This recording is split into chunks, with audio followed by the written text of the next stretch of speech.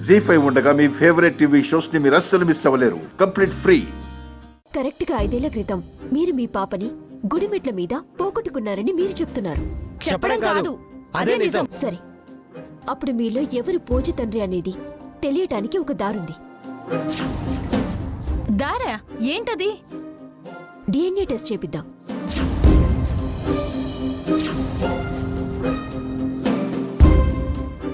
అప్పుడు పూజ ఎవరి కూతురో ఖచ్చితంగా తెలుస్తుంది.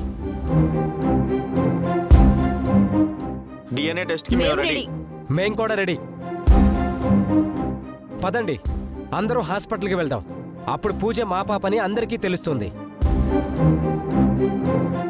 మా పాపో మీ పాపో డిఎన్ఏ టెస్ట్ చేసిన తర్వాత తెలుస్తుంది. పదండి అందరూ.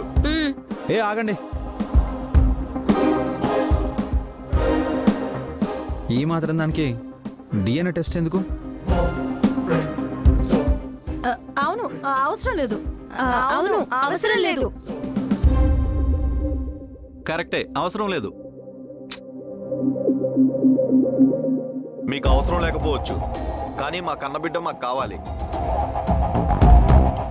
మాకు కావాలి.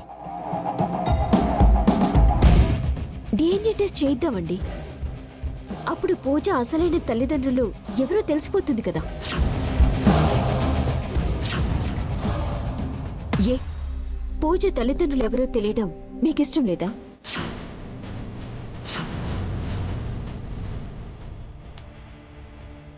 ఏం అవసరం లేదు. ఒక్క 5 నిమిషాలు మీరంతా ఓపిక పట్టండి, నేను వచ్చి మాట్లాడతాను. అక్క రండి. ఎక్కడికి? రండి చెప్తాను.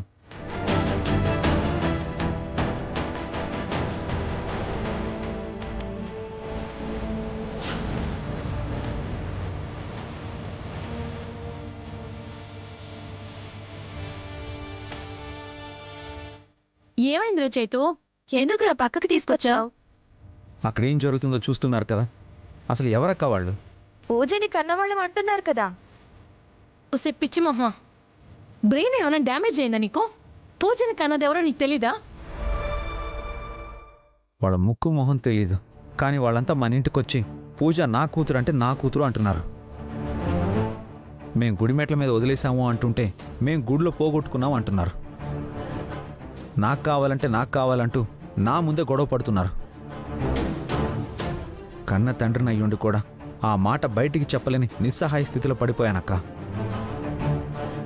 చైతు బాధపడకురా. వాళ్ళెవరో పూజ నా కూతురంటే నా కూతురంటే వాళ్ళ కూతురు అయిపోతుందా? వాళ్ళకి మేమేదొక విధంగా నచ్చ చెప్తాంరా. ఏమని చెప్తారక్క?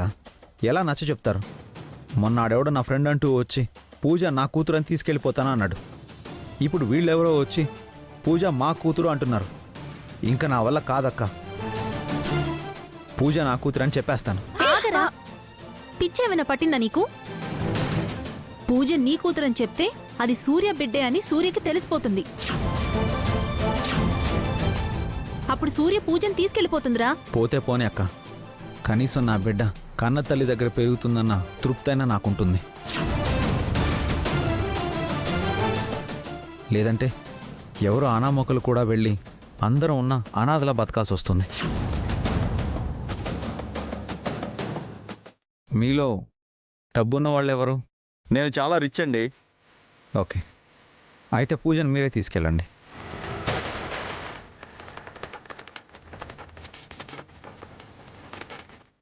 అదేంటి, రక్తం పంచిన వాళ్ళు తల్లిదండ్రులు అవుతారు గాని డబ్బులుంటే తల్లిదండ్రులా?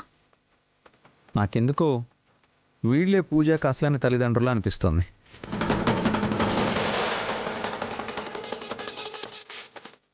నాకు కూడా అలాగే అనిపిస్తుందిరా. అవును, ఆ తల్లి పోలికలు దీనిలో స్పష్టంగా కనిపిస్తున్నాయి. నాకేం కనపడట్లేదు. మాకు కనపడుతున్నాయి, నువ్వు సైలెంట్గా ఉండు.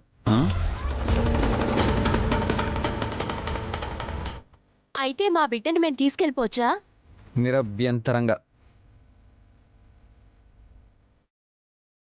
ఇదేంటి, పూజని వాళ్ళతో పంపడానికి రెడీ అయిపోతున్నాడు. పూజ చైతన్య కూతురు కాదా?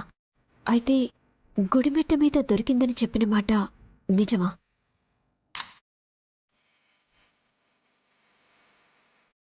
మా బిడ్డని మాకిచ్చినందుకు చాలా థ్యాంక్స్ అండి. ఏమండి మరి బిడ్డండి? పోనీలేవే, కన్నాం కానీ మనకి దాన్ని పెంచే యోగం లేదనుకుంటా. ఇంతకాలం ఇక్కడే పెరిగింది, ఇక మీదట వీళ్ళ దగ్గర పెరుగుతుంది. ఏదేమైనా మన బిడ్డ రిచ్గానే బతుకుతుంది. మనతో పాటు మిడిల్ క్లాస్ జీవితం గడిపే కంటే వీళ్ళ దగ్గర రిచ్గా బతకడమే బెటర్. వెళ్ళని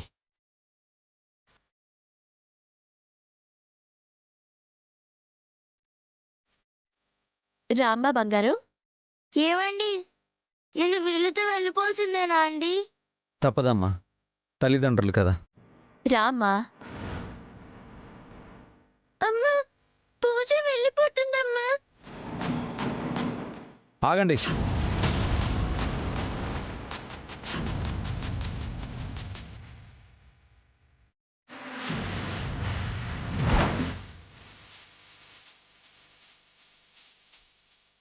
ఏంటండి?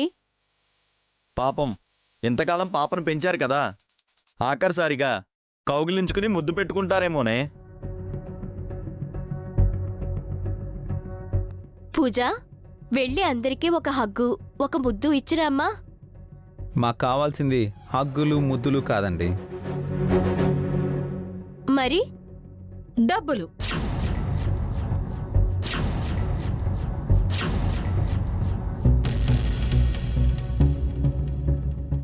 డబ్బులా? డబ్బులా దేనికి? దేనికంటే ఇంతకాలం మీ పిల్లని మా పిల్లలా పెంచాం కదా. ఓహో, సరే, ఎంత కావాలో చెప్పండి. చెక్ కావాలా, క్యాష్ కావాలా?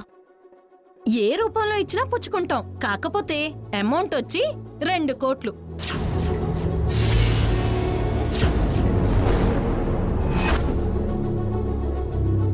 జీ5 యాప్ డౌన్లోడ్ చేసి అన్ని ఎపిసోడ్స్ పూర్తి ఉచితంగా చూడండి.